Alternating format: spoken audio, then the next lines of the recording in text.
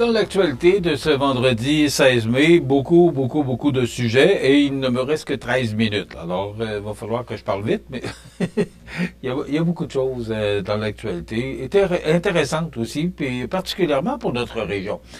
D'abord, en me rendant au studio ce matin, normalement, mon chemin, c'est de prendre le boulevard Taché. Mais ce matin, j'ai dit, je vais aller voir pour la rue Saint-Jean-Baptiste parce qu'écoutez, c'était tellement dû. La rue principale, peut-être pour les gens de l'extérieur, ça vous concerne moins, mais nous, pour Montmagny, la rue principale, c'est la rue Saint-Jean-Baptiste. C'est le boulevard Taché aussi, là. Je pense que ce sont les deux artères principales de notre région. La rue Saint-Jean-Baptiste était, à 7 heures ce matin, encore fermée et on procédait au pavage. Là, il fallait quand même enlever le pavage, le vieux pavage, et après ça, recommencer à mettre le nouveau pavage. Donc, la rue Saint-Jean-Baptiste qui était encore fermée à la circulation à 7 heures ce matin. Donc, si vous voulez aller dans un des commerces de la rue Saint-Jean-Baptiste, il y a d'autres accès qui peuvent vous mener à bon port, mais prenez note là, que la rue Saint-Jean-Baptiste et je sais, j'ai entendu parler que ça faisait pas nécessairement l'affaire des commerçants de la région et je vous comprends. Mais d'un autre côté, je pense que c'était vraiment dû. C'était vraiment là, pénible de passer sur la rue Saint-Jean-Baptiste. Donc, il faut le prendre de même. Il faut prendre notre mal en patience. Mais je pense que cette action du conseil municipal de la ville de Montmagny là, était due. Puis, comme dit l'expression, il faut souffrir pour être beau. Alors, je pense que ça va faire du bien. Et je voulais justement vous en parler ce matin. Je voulais passer sur la rue Saint-Jean-Baptiste et vous dire... c'est merveilleux parce que cette semaine, je suis allé enregistrer, entre autres, les chroniques avec les arts de la scène. J'ai trouvé, ça n'a pas de bon sens, comment c'était difficile, la rue Saint-Jean-Baptiste. Alors, je pense que c'était dû, et bravo, félicitations à la ville de Montmagny là, qui a décidé de prendre les moyens. Aussi, il faudra être patient parce que les travaux sur le boulevard Taché, là, pour les gens de l'extérieur, les gens de Saint-Pamphile, les gens de Lillet qui viennent nous visiter, là, c'est qu'on procède, c'est la dernière section qu'on procède pour installer là, un trottoir puis une piste cyclable qui va faire tout près de 3 kilomètres. On voit des gens qui se promènent en toute sécurité. Écoutez, de plus en plus, on entend parler de cyclistes ou de piétons qui se font happer.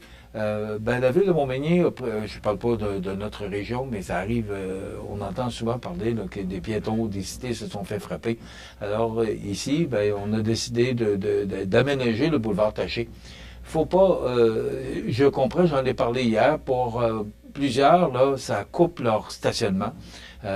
Qu'on pense là, à Montmagny, Hyundai, il y a également Normandin, il y a le bureau là, de comptable Raymond Chabot et il y a aussi le La Fontaine. Donc, c'est tout ce secteur-là là, qui est actuellement en réparation et c'est sûr que ça change. Mais on a vu d'autres sections là, aller jusque chez BMR qui ont subi le même sort, puis pourtant, on s'est acclimaté. Et principalement, oui, la piste cyclable, puis oui, le trottoir, mais aussi, c'est pour aider aux sorties. Parce que là, tout le monde sort de partout et il arrive des accidents. Alors là, maintenant, en faisant ce trottoir-là, et en aménageant des trottoirs et la piste cyclable, et aussi des nouvelles sorties, ça évite que tout le monde sorte des stationnements, puis qu'il y ait des accidents. Alors ça aussi, c'était l'objectif, de pouvoir amener les gens à sortir par les rues qui sont adjacentes au boulevard Taché. Alors voilà. Mais je vous comprends aussi, commerçants, là, qui perdaient une partie de votre stationnement, mais passage obligé, je crois. Montmagny, parmi les villes subventionnées pour lutter contre la pollution de l'air et du bruit, moi, je suis content d'apprendre que Montmagny là, fait partie des villes sélectionnées, aux côtés quand même de Belleuil, Candiac, Saint-Hyacinthe, Saint-Jean-sur-Richelieu. Nous, on va avoir une partie des 1 289 830 $ qui seront partagés là, pour aider à la diminution de la pollution, que ce soit par le bruit ou encore par ce qu'on voit, la fumée. Alors, c'est une belle initiative. Moi, j'aime ça quand j'entends parler de ma ville qui se joint à des grandes villes comme ça. Donc, je n'ai pas le montant officiel qui sera attribué à la ville de Montmagny parce qu'il y a d'autres villes aux côtés que j'ai nommées, là. Mais quand même, on fait partie des grandes villes là, qui aura une part une part du montant pour pouvoir accéder là, peut-être vous mentionnez, là, entre autres, là, le volet 1 du programme, c'est pour le remplacement d'équipements existants par des modèles plus performants, moins polluants et plus silencieux. Donc, on s'adresse aux entreprises, aux organismes municipaux ainsi qu'aux communautés autochtones du Québec. Alors, il reste à voir. Probablement qu'on aura un communiqué plus tard par la ville de Montmagny. Plus tard, je ne parle pas d'aujourd'hui, mais un petit peu plus tard, pour nous dire exactement où ces argents-là seront investis et le montant que Montmagny bénéficiera. Donc, bravo pour les gens là, qui ont travaillé à obtenir cette subvention et qui représente une nouvelle occasion d'investir dans des infrastructures plus durables au bénéfice direct de ses citoyens. Hier, je faisais partie, parce que CMTV était le média qui représentait le salon des vins et spiritueux. C'était à l'espace citoyen. Vous voyez l'équipe là, de la Maison des Jeunes et de l'organisation, parce que c'était le conseil d'administration de la Maison des Jeunes qui organisait cet événement-là. Il y avait 250 personnes, donc on a vendu 250 cartes. On est content. Et Jesse Croteau, qui est le président du conseil d'administration de la Maison des Jeunes depuis plus de 20 ans, a annoncé hier, pendant la soirée, qu'il y aurait une deuxième édition, vu le succès. Tout le monde se plaisait à dire que c'était beau, c'était bien organisé. Il y avait d'abord, il y avait 15 exposants. Là, dans le bulletin de nouvelles, j'ai dit 14, mais il y avait 15 partenaires là, de la SAQ. Aussi, il y avait des bouchées là, qui étaient offertes par le magasin Coop IGA de Montmagny et Cap-Saint-Ignace. Il y avait aussi la ville de Montmagny qui était partenaire dans cet événement-là, le bijoutier Carl Poulain et LCB Construction et bien sûr CMTV. Alors, nous, tous ces partenaires-là, on s'est joints à Jesse pour l'aider à ce que cet événement-là soit un succès puis qu'on puisse mettre de l'argent dans les coffres de la Maison des Jeunes. Bravo, Jesse Croteau et toute ton équipe là, pour avoir réalisé ce tour de force parce que Jesse me mentionnait que il travaille à cet événement-là depuis le mois de janvier. Alors, beaucoup d'efforts, beaucoup de travail et beaucoup de partenaires qui ont embarqué et qui se sont joints à Jesse pour le succès de cet événement-là. Succès. Je vous le dis, là, j'étais là et les gens avaient du plaisir. Puis c'était un beau social. Là. Les gens se rencontraient, ça jasait. Ça jasait un petit peu plus fort vers la fin de la soirée parce que tout le monde avait dégusté un petit verre de vin ou un petit verre de gin ou peu importe. Là, on parle de vin spiritueux parce qu'il y avait vodka, en tout cas tous les produits qu'on retrouve à la SAQ. Alors, bravo Jesse pour cette belle initiative et déjà, la deuxième édition est annoncée. On parle beaucoup de ce pont, de ce troisième lien, mais parce que il y a une coalition de l'Est. La coalition de l'Est, c'est nous autres, on est là-dedans, parce qu'on fait partie de ce beau projet-là. Écoutez, ça fait 40 ans que j'entends parler de ce projet-là. Est-ce qu'il va finir par se faire? Je pense que la pression monte sur le gouvernement Legault parce que la coalition de l'Est réclame des actions concrètes pour la construction d'un nouveau pont dans le corridor situé à l'est des centres-villes, ville de Québec et de Lévis. Moi, je vous en parle souvent parce que ça fait 37 ans que je suis revenu à Montmagny là, pour partir à la radio de Montmagny. Et on parlait dans ce temps-là de Beaumont pour une partie de partir de Beaumont, aller à l'île d'Orléans, traverser l'île d'Orléans vers la côte de Beaupré. Quel projet! Et imaginez-vous là, qu'on peut traverser en quelques minutes, je sais pas, peut-être 15 minutes, à peu près, peut-être un peu plus haut, mais traverser de Beaumont vers la côte de Beaupré dans une quinzaine de minutes. Imaginez-vous pour le transport, imaginez-vous pour le tourisme, imaginez-vous pour tout ce que ça peut nous emmener ici pour notre région. Quand on parle de l'Est, là, on parle de Lévis, aller jusqu'à Gaspé, pourquoi pas. Alors, c'est un projet, c'est un beau projet. Alain Vallière, qui est directeur général de développement économique Bellechasse, souligne qu'on dirait que le ministère s'attarde beaucoup aux contraintes de son analyse, mais nous, on s'attend que nos décideurs, qu'ils considèrent aussi les opportunités qu'un lien à l'Est pourrait offrir tant en matière de mobilité que d'intégration économique et régionale.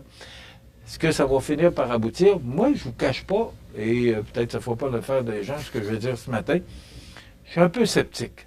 Parce que quand on parle d'hôpital Rosemont, là, qui tient avec de la broche, là, combien de milliards on devra investir là-dedans? Et on vient de couper plusieurs millions de dollars là, dans les cégeps. Et dès cette année, là, parce que c'est là, parce qu'on a encore annoncé un déficit record pour le gouvernement Legault. Alors, est-ce qu'on va investir des milliards dans un projet? On a investi 46 millions là, pour des études pour la faisabilité là, du projet de troisième lien. Et ça fait pas l'unanimité parce qu'on dit il y a bien d'autres projets importants, entre autres les hôpitaux et la santé et l'éducation. Alors, est-ce qu'on va annoncer bientôt ce projet-là?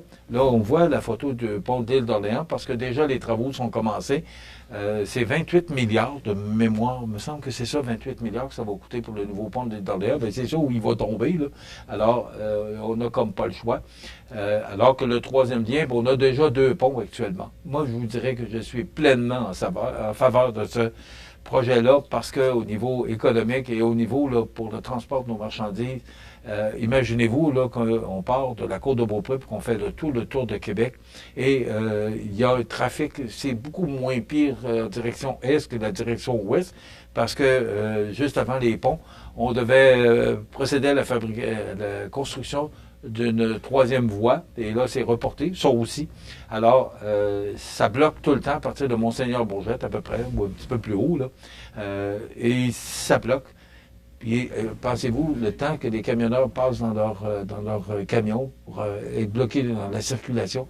Alors, tout ça aiderait d'abord au transport de marchandises, et je pense aussi à une économie d'échelle par rapport au transport de la marchandise, mais aussi au tourisme et tout ce que ça va comporter. Alors, on ne peut pas être en désaccord avec ce projet-là, mais est-ce que le gouvernement mettra une priorité là-dessus? À suivre. J'apprenais ce matin sous la plume de Sylvain Larocque, Francis Alain et Louis Deschênes que la coopérative québécoise Exceldor a accepté une offre d'achat du géant Sofina, propriété d'un milliardaire qui s'appelle Michael Latifi. Ce qui veut dire que c'est un autre beau fleuron de notre Québec qui part, qui s'en va en Ontario, un peu comme Saint-Hubert qui est allé à des Ontariens également, Rona qui est allé à des Américains. Mais quand même, ce sont des entreprises qui investissent chez nous et qui gardent. Moi, Saint-Hubert, j'ai pas vu de changement. Rona, il y a eu un peu de changement parce que on a, au niveau du bureau-chef, bon, on s'est organisé pour diminuer un peu les effectifs, ce qu'on comprend. Mais Saint-Hubert, moi, j'ai pas vu de changement, puis ça fonctionne toujours aussi bien. Mais quand même, ce sont de beaux fleurons qui nous échappent. Et ce qu'on comprend dans l'article, c'est que le gouvernement Legault ne prévoit pas s'opposer à la transaction. Donc voilà, Exceldor qui passerait aux mains d'une entreprise ontarienne. C'est presque déjà terminé pour cette émission du vendredi. Je vous rappelle que on est en congé lundi, parce que c'est le congé, le non-congé de la fête des Patriotes. On sera de retour mardi. Et justement, on recevra Michel Clavette, qui est président des fêtes du Cœur à Lilou, qui souligne cette année son 60e anniversaire, 60 ans du Cœur à Lilou. Quelle belle histoire que le Cœur à Lilou. Alors, Michel Clavette, qui sera là pour nous parler, parce qu'il y aura 2 spectacles présentés au mois de juin. Mais voilà, ça complète. Merci à Jean Carbonneau qui fait la réalisation de notre émission tous les jours. Je ne le remercie pas assez souvent. Merci à vous d'être là aussi nombreux toujours. On se retrouve mardi matin. Passez un bon week-end. Soyez prudents. À mardi.